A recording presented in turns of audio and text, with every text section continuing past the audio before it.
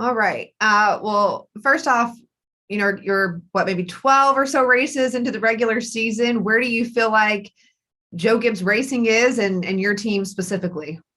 Yeah, I think we've been on the up and up for sure. If you look back at the beginning of the year, we've been really hit or miss, or we were really hit or miss. And some weeks we were really fast. You look at Las Vegas, all four of our cars had capability of winning the race. And then you look at a track like Martinsville, all four of us really, really struggled. So we've been definitely on this roller coaster of up and down moments, but I feel like we've been gaining on it week in and week out and slowly getting more consistent.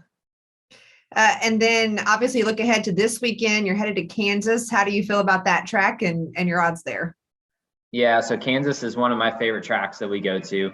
I was fortunate enough to win my first ever Xfinity Series race there in 2017, and I've always had great showings there since. So Kansas is another very similar mile and a half to Las Vegas Motor Speedway, which Joe Gibbs Racing performed really well. My 20 group actually won the pole last time we were there. So I think we're really excited about going to Kansas. I know I am as a driver, and I think we're expecting good things.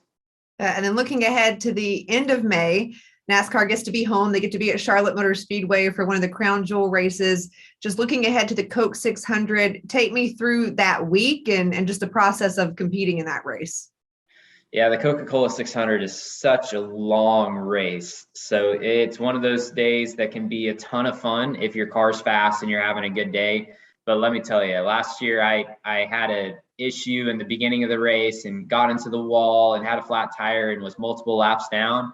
And it is the longest race on the schedule whenever you're not having a good day. So it can be really fun or really miserable. But the way that we've been running, I've been really looking forward to Charlotte because I'm expecting it to be really good for us. And, there's an opportunity to score a lot of points. They have an added stage in the Coca-Cola 600. So it makes it a very important race because if you perform well, you're able to gain a lot of points.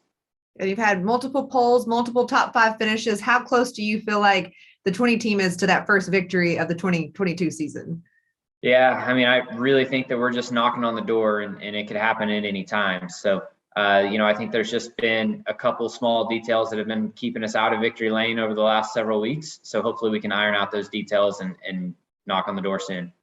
And finally, one of the big headlines, of course, heading into this season was next gen car. You guys have had multiple races at this point, practice sessions, qualifying, all of that. But where do you feel like Joe Gibbs Racing is as far as being adapted to next gen?